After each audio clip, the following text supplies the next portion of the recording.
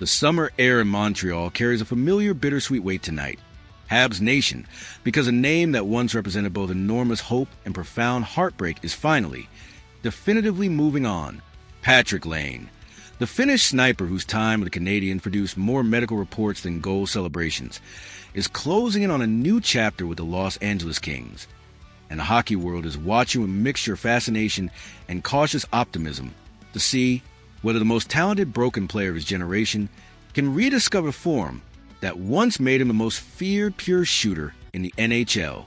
Let's be completely honest about what Laine's departure means for Montreal, because his story deserves honesty before it deserves anything else. The Patrik Laine era with the Canadiens was, by any objective measure, a failure. Not a failure of talent, not a failure of effort or intention, but a failure of health so persistent and so devastating that it ultimately made the entire experiment impossible to evaluate fairly. He arrived in Montreal carrying the weight of a complicated mental health journey, the physical toll of a significant knee injury suffered in Columbus, and impossible expectations that attached themselves to a player taken second overall, whose skating and shooting mechanics represent a generational anomaly. He played 5 games last season. 5 games. A core muscle injury requiring surgery ended his year in October, adding another devastating chapter to a career narrative that has become defined by absence rather than presence. The Canadiens, to their credit, handled the situation with genuine compassion and organizational patience. Kent Hughes never publicly criticized Laine. Martin St. Louis consistently spoke about him with warmth and respect. The organization gave him every resource, every rehabilitation tool, and every opportunity to find his footing and contribute. But the hard, cold reality of professional hockey roster construction eventually forces every general manager to confront the gap between what a player could be and what he has actually delivered. And for Laine in Montreal, that gap became impossible to bridge. Now Los Angeles enters the picture, and the story takes on a genuinely intriguing new dimension. David Pagnata's reporting adds real credibility to this connection. Pagnata is not a reporter who casually throws names against the wall to generate clicks.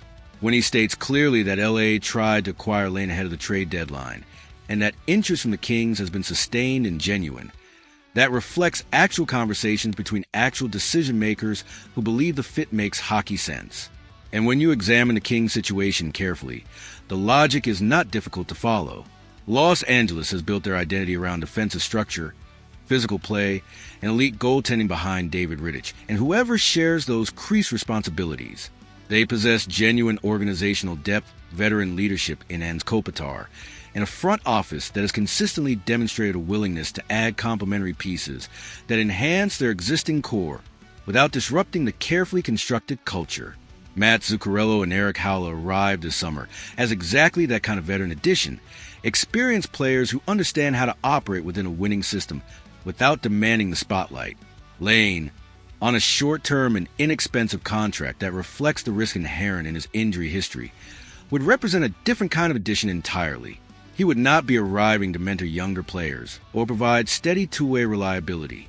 He would be arriving as a pure offensive weapon, a player whose power play presence and shooting mechanics could transform the Kings' secondary scoring in ways that their current roster construction simply cannot achieve organically. Think about what Patrik Laine looks like when healthy and fully engaged. The release on his shot is genuinely elite, among the fastest and most deceptive in the entire sport when he is moving efficiently and generating momentum through his skating stride.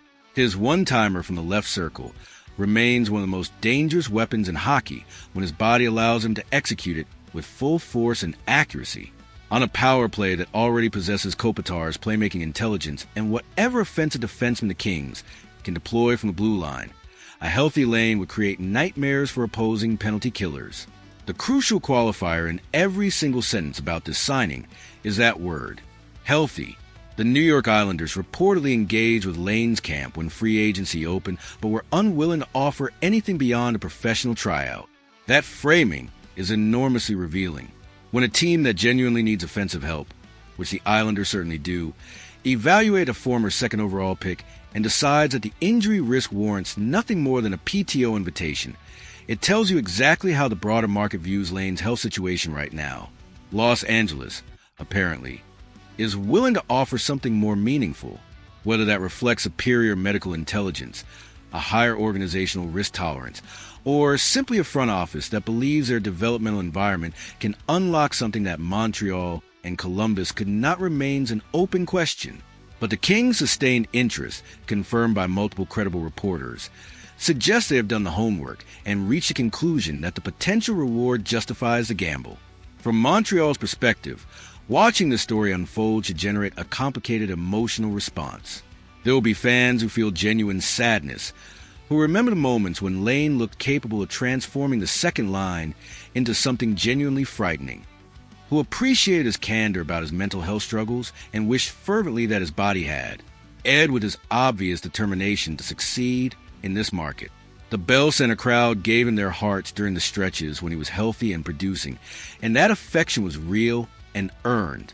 There will also be fans who feel relief, who spent 3 seasons watching a roster spot and significant cap space committed to a player who could not stay on the ice, who believe that Kent Hughes now has one fewer complicated situation to manage as he focuses Montreal's full attention on the hunt for Marchenko and whatever other moves remain in the pipeline before September.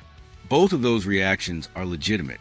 Both reflect genuine truths about what the Laine chapter in Montreal's history actually was. The larger lesson that this story teaches about roster construction deserves acknowledgement. When Hughes originally brought Laine to Montreal as part of the rebuild's final stages, the logic was defensible, a reclamation project on a reasonable contract, a player with elite offensive tools who needed a fresh environment and patient development to rediscover his form. The Canadiens, committed to patience and long-term thinking, seemed like a natural fit, but the rebuilding phase has ended. The window is open. The team that lost the Eastern Conference Final in 5 games is a team that needs certainty on its roster, reliable contributors who can be counted on for 70-plus games every season. In that environment, carrying a player through multiple injury setbacks and multiple seasons of minimal contribution becomes increasingly difficult to justify, regardless of how profound the underlying talent genuinely is. Los Angeles, in a different position with different needs, and with Laine available at what will almost certainly be a dramatically reduced contract reflecting the reality of his recent history, can afford to make this bet in a way that Montreal ultimately could not. Christopher Knox's prediction that an agreement is coming soon rings with the confidence of a reporter who has heard from sources on both sides of the negotiation. When Knox and Pagnotta are both pointing in the same direction at the same time, the hockey world generally should pay attention. The only question that remains is whether Laine can actually deliver on the enormous latent potential that the Kings are apparently willing to invest in one more time. His shooting mechanics have not disappeared. His hockey sense and power play intelligence remain intact. His commitment to the game and his desire to prove that his career is not defined by its most painful chapters have never been questioned by anyone who has been around him. The body is a variable. The body has always been the variable. And until he can string together a sustained stretch of healthy, consistent hockey, every projection about what Patrik Laine might contribute remains exactly that, a projection, not a guarantee. So, Habs Nation, as this chapter closes and another begins across the continent in Los Angeles, the question is a deeply personal one. Do you believe Patrik Laine still has a genuine starring role left in his career? Can the Kings unlock what Montreal could not? And looking back at the entire journey, do you believe Kent Hughes handled the Laine situation correctly, or should the organization have made different decisions along the way? Drop your honest takes in the comments below, because this is the kind of story that deserves a real conversation from a fan base that lived every frustrating, hopeful, heartbreaking moment of it. Like this video, subscribe to the channel, and stay locked in, because while Laine's story in Montreal has ended, the Canadiens' pursuit of glory is accelerating with every passing day of this remarkable offseason. We are in this together. Habs Nation. Go Habs go.